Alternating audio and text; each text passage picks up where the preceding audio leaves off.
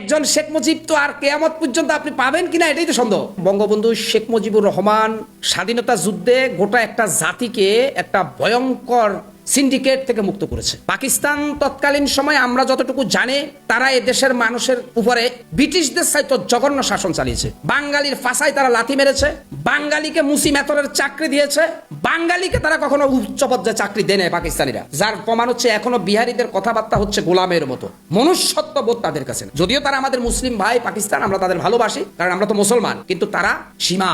তাদের ভিতরে মানবতা যখন এতটাই বিপজ্জনক ছিল যে বাংলাদেশের প্রত্যেকটা মানুষ তাদের বিরুদ্ধে রুখে দাঁড়াইছে, পাকিস্তানের বিরুদ্ধে। এর কারণ হচ্ছে মানুষ কিন্তু ভাই মুক্তি চাইছে। মুক্তিটা কার নেতৃত্ব হয়েছে? মুক্তিটা তো বঙ্গবন্ধু শেখ মুজিবুর রহমানের নেতৃত্ব হয়েছে। এবং আপনি যদি হিসাব করেন শহীদ প্রেসিডেন্ট জিয়াউর রহমান, যিনি স্বাধীনতার ঘোষক, তিনিও কিন্তু শেখ মুজিবুর রহমানের অধীনেই ছিলেন, কোনো ধরনের অস্বীকার করবেন না। শহীদ প্রেসিডেন্ট জিয়াউর রহমান যদি হিসাব করে, তিনিও কিন্তু শেখ মুজিবুর রহমানের কর্মচারী ছিলেন। শেখ মুজিবুর রহমান তখন রাষ্ট্রের প্রেসিডেন্ট ছিলেন, জিয়াউর রহমান ছিলেন সেনাবাহিনীর একজন ব্রিগেডিয়ার জেনারেল। তার মানে কি শেখ মুজিবুর রহমান কমানে কিন্তু জিয়াউর রহমান চলেছে। অতএব রাজনীতিতে আওয়ামী লীগ, বিএনপি, জামাত আমাদের রেশারেশি থাকবে, কিন্তু শেখ মুজিবুর রহমানকে নিয়ে সমালোচনা করতে গেলে আপনাকে কতটুকু জ্ঞানের অধিকারী হতে হবে সেটা কি আপনি ভাবছেন একবারও? আরে ভাই, একজন শেখ মুজিব তো আর কিয়ামত পর্যন্ত আপনি পাবেন কিনা এটাই তো সন্দেহ। এদেশে আমাদের হাসানাত আব্দুল্লাহ একটু সাহসী ছেলে ভাই, এনসিপি সাজ্জিদ সালামরা সাহসী সন্তান জুলাই আন্দোলনে, তারা কি শেখ মুজিবুর রহমান? আমাদের তারেক রহমান বাংলাদেশের প্রধানমন্ত্রী, আপনি কি উনাকে শেখ মুজিবুর রহমানের সাথে মিলাতে পারবেন?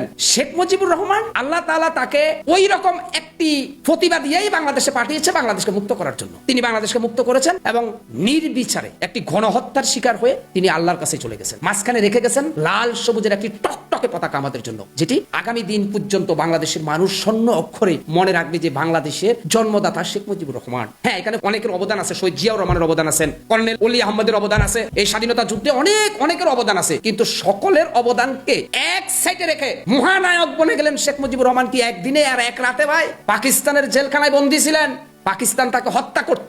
ভারতের ইন্দিরা গান্ধী যে কোনো একটা কাল্পনিক ম্যাজিক যখন উপস্থাপন করছে যে শেখ মুজিব আমার কাছে, তখন এই পাকিস্তান শেখ মুজিবকে দেখাই দিল, তখন আর মারতে পারলো না বিশ্ব মিডিয়ার চাপে। না হলে তো শেখ মুজিবকে হত্যাই করতো পাকিস্তান। কারণ পাকিস্তান কিন্তু বাংলাদেশের মানুষকে টার্গেট করেনি, পাকিস্তান টার্গেট করেছে শেখ মুজিবকে, যে শেখ মুজিব বেঁচে থাকলে এই বাংলাদেশ স্বাধীন হয়ে যাবে, আর যদি শেখ মুজিবকে হত্যা করা হয় এই বাঙালি কিয়ামত পর্যন্ত আমাদের গোলামি মেনে নিতে হবে। শেখ মুজিব এক জায়গায়, 7.5 কোটি বাঙালি এক জায়গায়, কারণ এই 7.5 কোটি বাঙালির মাথার মুকুট ছিল শেখ মুজিবুর রহমান। সেই শেখ মুজিবুর রহমানকে নিয়ে সমালোচনা করাটা একজন জ্ঞানী লোক হিসাবে এটা জ্ঞান পাপীর কাজ।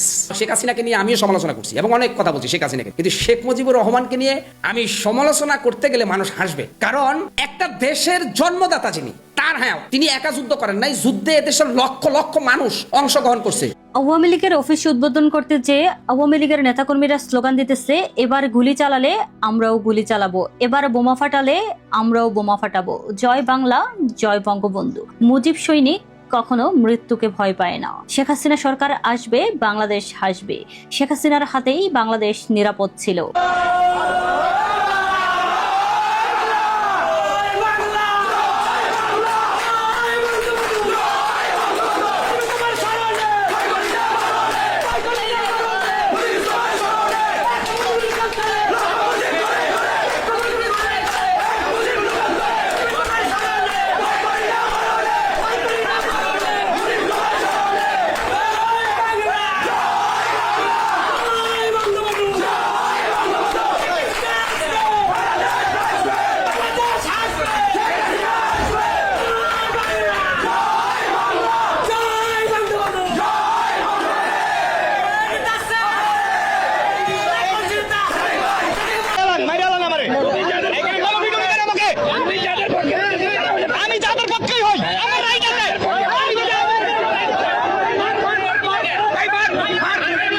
আমি যদি আওয়ামী লীগ হয়ে থাকি তাহলে আমার কি সাংবিধানিক অধিকার নয় আমার মত প্রকাশ করার? আমি আওয়ামী লীগের দালাল, ঠিক আছে মানলাম। শেখ হাসিনা কি দেশের জন্য কিছু করে নাই? বঙ্গবন্ধু দেশের স্বাধীনতা নেতৃত্ব দেয় নাই? আজকে বঙ্গবন্ধু নিয়ে একদম বাজে বাজে কথা বলছে। আমি দালাল বললে মেরে ফেলে, বললে কথা বলে বলবো। আমি কোনো দল করি না, কিন্তু আমি বঙ্গবন্ধুকে ভালোবাসি।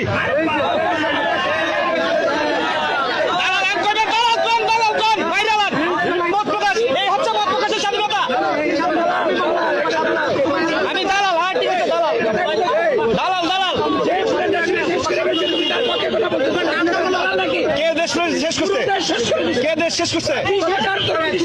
ঠিক আছে, এখন আপনারা কি করেন? আমি কথা দিচ্ছি, যারা তোমাদের উপর অত্যাচার করতে নাম ঠিকানা এখন থেকে সব জোগাড় করে রেখে দাও।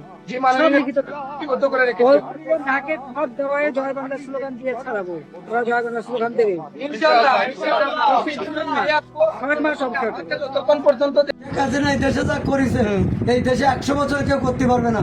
শেখ হাসিনার মতো দক্ষতা, সততা, রাজনীতিবিদ এবং একজন প্রধানমন্ত্রী বাংলাদেশের পক্ষে আর হবে না। জয় বাংলা। প্রথম আওয়ামী লীগ জয় বাংলা, বঙ্গবন্ধু দেশ, বঙ্গবন্ধু দেশ, মাননীয় প্রধানমন্ত্রী থাকবে না, আওয়ামী লীগ তো থাকবে। এটা বঙ্গবন্ধু দেশ, হ্যাঁ এটা বঙ্গবন্ধু দেশ। মাননীয় প্রধানমন্ত্রী থাকবে না, আওয়ামী লীগ থাকবে। এটা বাংলাদেশ, এটা বঙ্গবন্ধু দেশ, এটা 20 কোটি মানুষের দেশ, এটা স্বাধীনতার মুক্ত দেশ, এটা চাঁদাবাজি দেশ না, এটা মুক্তি করার দেশ না, এটা শেখ হাসিনা থাকবে না। মামলা সেটা মাধ্যমে কেউ কোনো খুন হয় না, মেডিকেল রিপোর্টের মাধ্যমে ওনাদেরকে মামলা দেওয়া হয়েছে। এটা পুলিশ হত্যা দিবস, বাচ্চা এখন পুলিশ হত্যা দিবস, এটা তোমার আপনারা জুলাই সাধন কোনো কিছু খুন হয় না, মিথ্যা মামলা।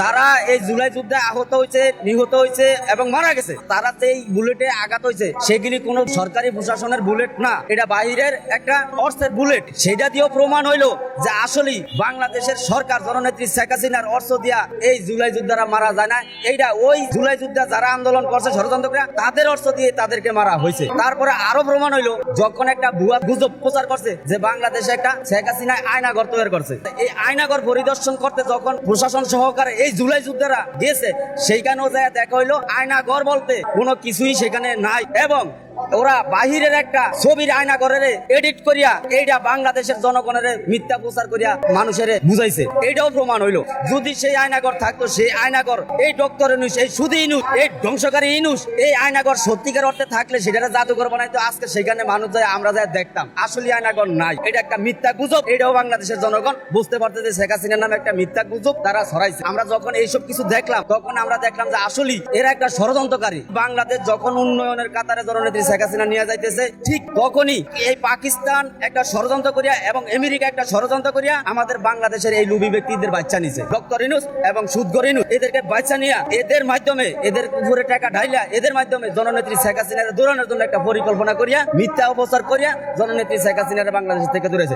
যারা ইউনূসের নেতৃত্বে বঙ্গবন্ধুর মূর্তি ভাঙছে, 32 ভাঙছে, দেশের সূর্য সন্তান মুক্তিযোদ্ধাদের অপমান করছে, শিক্ষকদের অপমান করছে, তারাই একদিন এই দেশের স্বার্থে এই ইউনূসকে জুতার মালা দিবে, এই ইউনূসের ছবি পদদলিত করবে, এই ইউনূসের প্রতিষ্ঠান ধূলিসাৎ করে দিবে।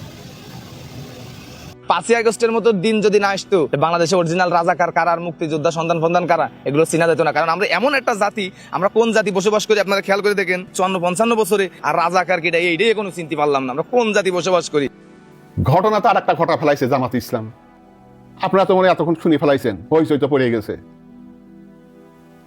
জামাত ইসলামের লোকজন ওই যে আপনার সাদা পাথর ডক্টর শফিক আর তার নাতির পার্টি এখন দুজনে এক হয়েছে, ঠিক আছে, নাহিদ সাহেব, এরা করেছে কি জানেন? আমার তো আবার গালি বিন্দ এসব কথা খুলে পড়ে, মনে করে আমি মিথ্যে কথা বলতেছি। আমার তো সেই এখন গালাগালি পারতেছে, একেবারে মেসেঞ্জার থেকে শুরু করিয়ে ইমুতে পর্যন্ত ভাই আমার গালাগালি পারতেছে। তোরা যতই গালাগালি পার আমার মুখ বন্ধ করে রাখতে পারবই না, আমি বলেই যাব তোদের বিরুদ্ধে। ঘটনা এবার শোনেন কি করেছে। বিদেশে জাকাতের টাকা ভাগ চাই, বলে যে এই ভাগ আমাদের জাকাতের টাকা। আরে ভাই তোমাদের কেন হবি? তোমরা কি সরকার গঠন করছো? তোমরা কি সরকারে আছো? বাংলাদেশ সরকারে আরব কান্ট্রি থেকে জাকাতের টাকা দিছে যে এইসব গরিব মানুষের বাংলাদেশের যারা আছে তাদের মাঝে তোমরা বিলিয়ে দাও। এখন বলতেছে যে এই জাকাতের টাকা বিদেশে আমরা আমাদের দিতে হবে, ঠিক আছে। এই আমাদের সাদা পাথর কুকুরের ন্যাস কোনো দিনও মনে করেন যে ঠিক হয় না। যতই ঘি মারেন ওর বেকা হয়ে ওই মাথাটুকুর পাশার ভিতরে যাই পড়ে থাকে, ঠিক আছে। এই জামাতের এখন আমাদের এনি সাহেব বলেছে যে একটা গোষ্ঠী বিদেশি জাকাতের টাকার ভাগ চাই, ঠিক আছে, ঠিকই বলেছে এনি সাহেবকে ধন্যবাদ দেবো আমি। আপনি কেন দিবেন? আপনারা সরকার আছেন, আপনাদের গরিব মানুষের মাঝে আপনারা বিলাই দিবেন। এটা বিয়াদ্দব এই জামাত ইসলামরা। এই জামাত ইসলাম যতদিন বাংলাদেশে থাকবে কোনোদিনও শান্তিতে আসবে না, কোনোদিনও শান্তিতে আসবে না। ভাই রে ভাই, আমাকে ভাই গাইলেবেন না ভাই, আমি কিন্তু সত্যি কথা কইছি ভাই, মিথ্যা কথা কইনি। আপনি এনির বক্তব্যটা শুনে তারপর আমাকে কইন, হ্যাঁ ভাই আমার গালাগালি পারেন না, অনেক গালাগালি পারেন সারা দিন ধরে ভাই, আমার গালাগালি, এত গালাগালি পারেন কি? আমি যত গালাগালি পারবেন আপনাদের গুনাহ হবে রে ভাই। আচ্ছা, একটা জিনিস আমাকে বুঝান তো, যে নোবেল পুরস্কার পাইলে চুরি করা যাবে না, বাটপারি করা যাবে না, এটা কেমন কথা? নোবেল পুরস্কার পাইতে হইলে কত বড় বাটপার হইতে হয়, কত বড় চাচ্চর হইতে হয়, এটা ইউনুসরে দেখে শিখেন। ইউনুস হইল একটা সিম্পলি সুদখোর, ঠিক আছে? সে সাজানো গোছানো একটা বাংলাদেশকে মিসক্যারেজ করে দিয়ে গেছে। হ্যাঁ, যেই অবস্থার থেকে পরিত্রাণ পাইতে হলে এই সরকারকে, বর্তমান ইলেকটেড সরকারকে কতটা বেগ পাইতে হবে তার হারে হারে টের পাবে, ঠিক আছে? ইউনুস এখনো দেশে আছে, আসিফ নজরুল গং এরা এখনো দেশে আছে, এদেরকে ধরেন, এদেরকে ধইরা এদের কাছ থেকে কিভাবে তারা টাকা পাচার করছে, কোথায় পাচার করছে, এটা বের করা কোনো সমস্যা নাই কোনো। আর একে তো ইউনুস পাইলসের রোগী, ওর পাশা দিয়ে যদি একটা সিদ্ধ গরম ডিম ঢুকাই দেন অটোমেটিক বলে দেবে। আর আসিফ নজরুল তারা গাঁজাখোর, ওর কলকে একটা ধরায় দেন, একটু ভালো মাল খাওয়াই দিয়েন, দেখেন সুন্দর করে সুসুর করে সব বলে দেবে। তা না হলে টাকা আর উদ্ধার করতে পারবেন না। বর্তমান দেশের অর্থনৈতিক অবস্থা খুবই খারাপ। ডক্টর ইউনুস স্যার 1.5 বছর ক্ষমতায় থেকে কি উন্নয়ন করেছে দেশের? পণ্ডিত কল্যাণ আইছে, শুধু তার ব্যবসার কারণে সে ক্ষমতায় আইছে। 2000 কোটি টাকার উপরে বাজেট করেছে শেখ হাসিনা নাবারের জন্য, ছাত্ররা দেশে বিভিন্ন শহরে, ঢাকা শহরে বিভিন্ন কলেজের ছাত্ররা দিয়ে হাসিনা নাবাইছে টাকার জোরে। শেখ হাসিনা নাবার পরে সব ছাত্ররা প্যারাডো গাড়ি, লেক্সেস, টয়টা ল্যান্ড-ক্রুজার এইসব গাড়ি কোথায় পেল? দামি দামি পায়জামা পাঞ্জাবি কোথায় টাকা পেল? এই যে ইউনুস স্যারের টাকা। ইউনুস স্যার যে টাকা খরচ করে উপদেষ্টা হয়েছে তার 10 গুণ টাকা বেশি নিয়ে চলে গেছে। ইউনুস আসার পরে ধানমন্ডি এই যে ভাঙেছে 32, এর দায় কে নিবি? বঙ্গবন্ধুর ছবি, ভাস্কর ছবি ভাঙেছে, এর দায় কে নিবি? আওয়ামী লীগের পার্টি অফিস কেন্দ্র ঢাকায় গুলিস্তানের যে অফিস ভাঙেছে পুরাইছে, এর দায় কে নিবি? সচিবালয় আগুন দেশে, এর দোষ কে নিবি? গণভবন লুটপাট, এর দায় কে নিবি? আসিফ নজরুল স্যার বলতেছে যে 32-এর যে বাড়ি ভাঙচুর হয়েছে এই দায় আমি নেব না। কেন তোমরা নেবে না? তোমরা ক্ষমতায় ছিলে, ডক্টর ইউনুস ক্ষমতায় থাকা অবস্থায় যেগুলা ভাঙচুর হয়েছে এইগুলার দায় যতগুলো অপদেষ্টা ছিল তাদের সবাইকে নিতে হবে এর দায়। একটা কথা মনে রাখবেন, 50 বছর পরে হলে পরে শেখ মুজিবের হত্যার বিচার হয়েছে, 50 বছর পরে হলে পরে যুদ্ধ অপরাধের বিচার কিন্তু আওয়ামী লীগ করছে, সেই আওয়ামী লীগ। কেউ যেন মনে না করে আওয়ামী লীগ কিছুই আমাদের করতে পারবে না, এটা ভুল, এটা ভুল। কিন্তু সময় কথা বলবে, তখন বলবে যে আমি এই দায় নেবো না, আমি এটা করিনি, ওইটা করিনি। তার পরিবার বলবে যে আমার ছেলে এটা করেনি। না, কে সংসদে পাও তুলে পর লাচাইছে, কে সিগারেট খাইছে, কে ধানমন্ডি 32 ভাঙেছে, সংসদ ভবনে সিগারেট খাচ্ছে, এগুলা সব কিন্তু হিসাব হবে, ঠিক আছে? গণভবন থেকে কে কিরা চুরি করেছে, কে কি করেছে, এর সব বিচার কিন্তু হবে। তখন তার পরিবার বলবে যে আমার তো ছেলে, আমার তো মেয়ে এগুলা ছিল না, কিন্তু ভিডিও ফুটেজ কিন্তু রয়ে গেছে। সবাই সাবধান, এর বিচার কিন্তু হবে। এটা কিন্তু আওয়ামী লীগ, একটা কথা মনে রাখবেন। হ্যাঁ, কথাই আছে না, বাঘে ধরলে কিন্তু ছাড়ে, হাসিনা ধরলে ছাড়ে না, অথবা আওয়ামী লীগ ধরলে কিন্তু কারোকে ছাড়ে না। এটা কিন্তু মনে রাখবেন, খেয়াল রাখতে হবে। আন্দোলন গড়ে তুলেছিল, সেই গণ আন্দোলনের ফলে শেখ হাসিনার পতনের পর আমরা দেখতে পেলাম ডক্টর ইউনুসকে অন্তর্বর্তীকালীন সরকারের প্রধান হিসেবে নিযুক্ত দেওয়া হলো। কারা সেই নিয়োগ দিলেন? এই দেশের কিছু ছাত্র যাদেরকে আমরা দেখেছিলাম এই আন্দোলনের সামনে সারিতে ছিলেন। প্রিয় বন্ধুরা, তারা আমাদের সামনে ডক্টর ইউনুসকে ল্যানসন ম্যান্ডেলা হিসেবে পরিচয় করিয়ে দিতেছিলেন।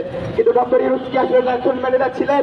না, ডক্টর ইউনুস সেই ব্যক্তি যিনি কিনা এই দেশের সুদের ব্যবসা করেছেন, এই দেশের খেটে খাওয়া মানুষকে নিপীড়ন করেছেন, এই দেশের মজলুম মানুষকে শোষণ করেছেন, সুদের নামে তিনি অর্থ আদায় করেছেন।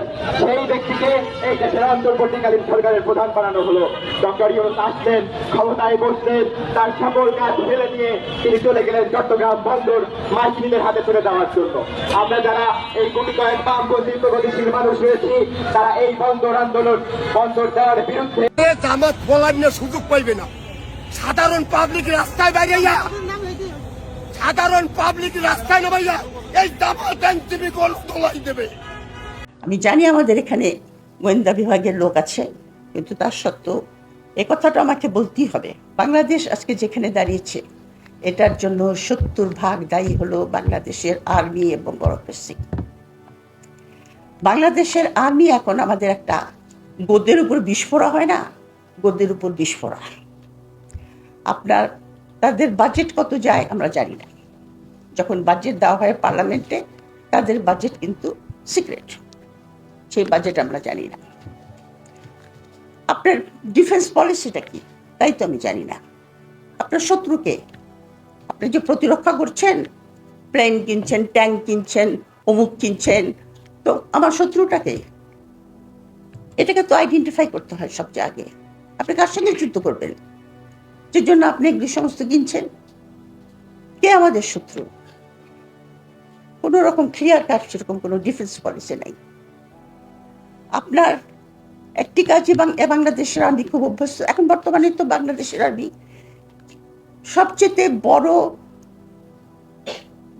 পার্টনার, পিপিপি যেটাকে বলে, পিপল প্রাইভেট পার্টনারশিপ, এটা সবচেয়ে বড় পার্টনার হলো আর্মি। আপনি কোনো বড় কন্ট্রাক্ট দেখাতে পারবেন না যেখানে আর্মির নাই, ইনভলভমেন্ট নাই। যুদ্ধ কিন্তু করে না কোনো জায়গায়।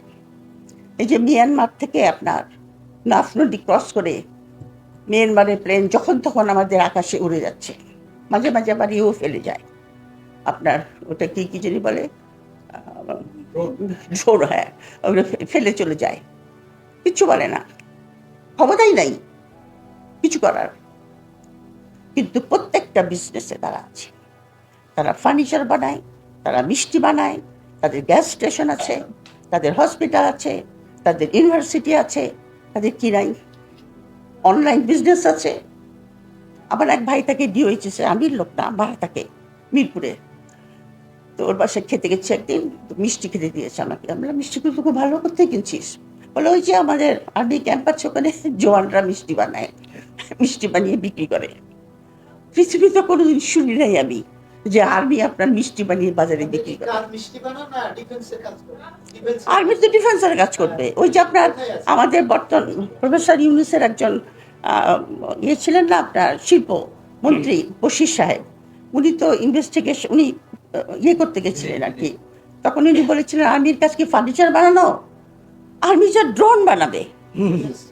আপনার ইরান যে আজকে আমেরিকার সামনে দাঁড়িয়ে আছে বুক ফুলিয়ে, কারণ তাদের কাছে ড্রোন মিসাইল আছে এবং 25 বছরের প্রিপারেশন তারা নিয়েছে। তারা জানতো যে একদিন ইসরায়েল আর আমেরিকা আমাদেরকে আক্রমণ করবে, সেই জন্য তারা 25 বছর ধরে প্রিপারেশন নিয়েছে এবং পৃথিবীর সবচেয়ে শক্তিশালী রাষ্ট্রকে বুক ফুলিয়ে বলতেছে যে আসো, আসতে পারে তোমাদের একজনও ফেরত যেতে পারবে না।